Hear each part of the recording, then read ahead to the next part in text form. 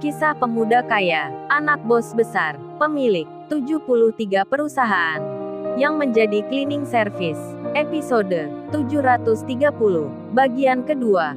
Julia dan Mr. Satan yang baru saja mendapat berita tuntutan hukumnya telah dicabut. Julia pun senangnya luar biasa. Tak terkira tak terbayangkan olehnya. Dan kini bersama papanya, Julia ke bandara untuk bicara dengan Kenshin yang telah menyelamatkan Diana, sedang Kaori yang menemui Lala temannya.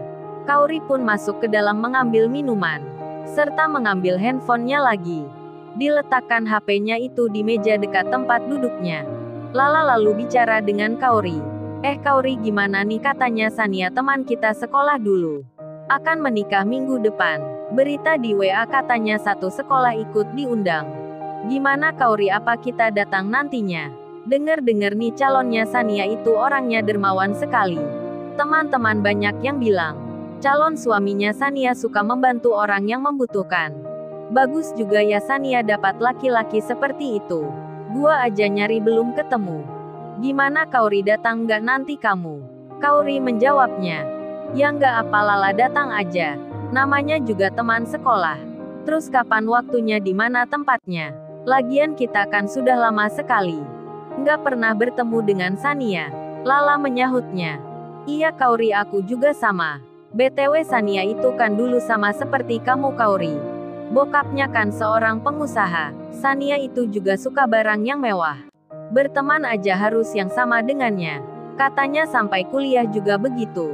Pasti calonnya Sania sekarang laki-laki yang kaya, yang sekelas dengannya, atau lebih tinggi darinya. Kaori membalasnya. Kamu Lala menyindir gua apa Lala? Memangnya aku dulu begitu apalah? Ya kagak seperti itu. Lala menyahutnya. Kamu Kaori lupa-lupa ingat akan dirimu sendiri. Lala tertawa. Dan Kaori bertanya, oh ya lah, nomornya Dewik berapa ya? Nomornya hilang nih di HP-ku. Nanti kita juga akan mengajaknya. Lala pun memberitahukan pada Kaori. Ini Kaori nomornya. Kaori pun mengetiknya, lantas dilihat lewat WhatsApp-nya. Kemudian Kaori akan mengirim pesan ke WhatsApp-nya Dewik temannya. Tapi terlihat ada nama Rena Larazati, barusan mengirim pesan ke dirinya. Kaori membukanya, tulisan langsung terbaca. Mbak Kaori, Kenshin keadaannya sekarang di mana? Ditembak di bagian mana? Dirawat di rumah sakit mana? Apa benar video ini? Aku mau melihatnya. Ingin melihat kondisinya Kenshin. Saya prihatin sekali. Seketika itu juga, Kaori kaget membacanya. Jantungnya berdebar tinggi. Dilihat rekaman video itu, Kaori langsung histeris jadinya, karena mendengar percobaan pembunuhan ke Kenshin. Kaori langsung masuk ke dalam rumahnya. Lala temannya terkejut pula. Bertanya-tanya ada apa memangnya. Dan Kaori menangis sambil bilang ke ayahnya, ayah, Kenshin ditembak orang ya. Gimana ya keadaannya ya? Ini Kaori dapat pesan begini. Kaori pingsan. Pak Henry dan mamanya Kaori terkaget mendengarnya. Pak Henry pun melihat handphonenya Kaori. Ada rekaman sebuah video pembicaraan polisi asing yang menyebutkan masalah kejahatan percobaan pembunuhan pada seseorang yang bernama Kenshin. Pak Henry pun panik sekali. Ditelepon langsung beberapa rekan bos perusahaan lainnya. Tapi tak ada yang tahu masalah itu. Lalu Pak Henry pun menelpon Pak Michael. Dan dibenarkan kejadian tersebut. Pak Michael bicara. Oh ya Pak Henry, maaf sebelumnya. Kita memang merahasiakan hal ini. Sekarang Tuan Muda ada di Jerman. Tuan Muda baik-baik saja. Bahkan saat ini akan berangkat ke Paris, Prancis. 2 hari lagi akan pulang. Pak Henry pun jadi tenang. Begitu pula dengan mamanya Kaori. Kemudian Kaori dibangunkan Lala. Kaori tersadar. Ayahnya langsung bilang, tak apa Kaori, ayah baru telepon Pak Michael. Ini ada rekaman Tuan Muda saat ini.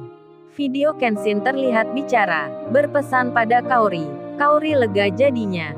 Paniknya langsung hilang seketika. Sedang Julia yang di bandara, yang akan pulang juga. Julia dan Mr. Satan papanya, yang akan menuju pesawatnya sendiri. Akhirnya mereka melihat pesawat-pesawat pribadi perusahaan, yang dari berbagai negara itu. Masing-masing bos-bos di antara mereka, semua mengawal Kenshin. Julia dan Mr. Satan papanya. Jadi seakan takjub dibuatnya. Orang-orang kaya seperti dirinya bisa menghormati seorang pemuda kayak begitu. Julia yang tadinya mau bicara dengan Kenshin, sekedar mengucapkan terima kasihnya, kini malah tak berani mendekat ke Kenshin. Julia jadi tak percaya diri melihat Kenshin sambil menggendong Diana. Di saat itu Kenshin melambaikan tangannya, seakan tahu disapa Kenshin. Diana, anak yang masih kecil itu, yang lagi digendong Julia, pun menjawabnya dengan menggerakkan melambaikan tangannya pula. Julia yang melihatnya jadi terkaget sekali dirinya. Dikira Kenshin itu menyapanya, malah menyapa Diana, anaknya. Julia jadi terharu dibuatnya. Kenshin pun naik jet perusahaan milik ayahnya. Tertulis jelas nama perusahaan itu.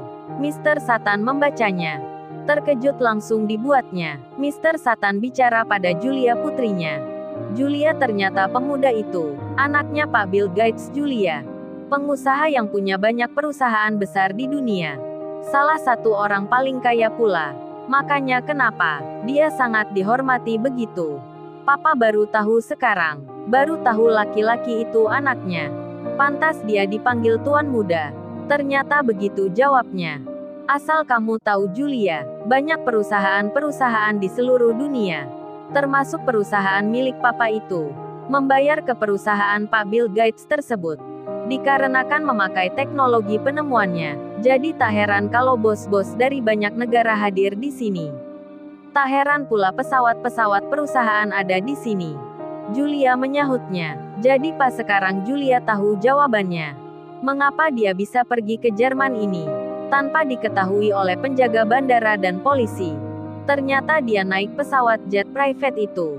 Tapi Julia heran juga. Kok mau-maunya anak orang sekaya itu menyamar kerja cleaning service? Padahal dia itu kan tuan muda. Sama seperti Julia yang dipanggil tuan putri. Kok bisa pak dia mau ya kerja begitu?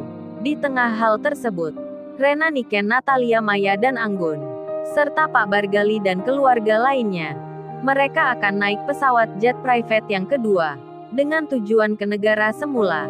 Semua akan pulang, tapi 3 jam lagi berangkatnya. Di saat itu Paijo dan Iwan, yang baru dari seberang jalan.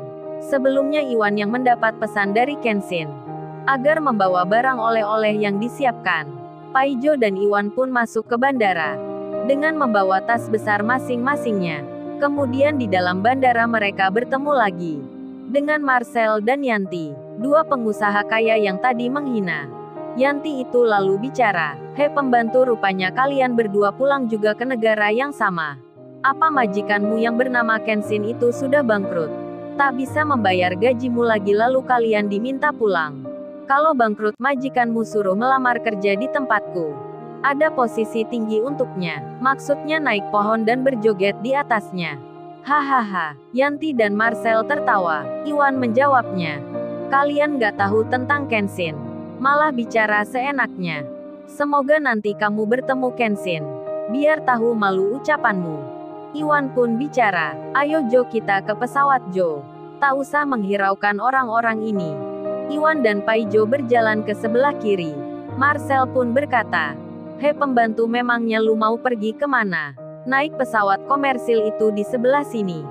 Bukan lewat jalan itu. Kalau itu tempat khusus naik jet private. Apa kalian mau naik pesawat mewah? Tampang desa saja. Kerja pembantu pula, mau pamer ke gua. Memangnya kita bodoh? Lu pura-pura lewat jalan itu, biar dibilang mewah." Yanti menyahutnya, "Sudah Marcel, biarkan saja. Nanti juga mereka akan diusir. Berlaga sok kaya masuk ke tempat pesawat pribadi. Ayo Marcel, kita jalan. Tak usah mengurusi 2 orang itu." Mereka pun lalu pergi. Iwan dan Paijo pun juga berjalan masuk ke pintu tempat VIP. Singkat cerita, 3 hari berlalu, Kenshin sudah pulang dari Prancis. Dan Kaori mengajaknya belanja. Kenshin pun mengiyakan. Mamanya Kaori pun ikut pula. Sedang Marcel bersama Sania, bersama orang tuanya Sania pula, makan-makan di restoran yang tak jauh dari tempatnya Kenshin berada. Dan Yanti temannya Marcel itu juga sama. Sedang dalam perjalanan akan menghampiri detik-detik mereka akan bertemu Kenshin. akan segera terjadi. Lalu, bagaimana kisah selanjutnya? Subscribe channel ini untuk episode berikutnya. Terima kasih.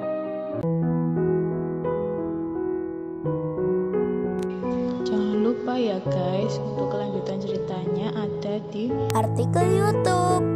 Jangan lupa subscribe ya guys, dan tekan notifikasinya.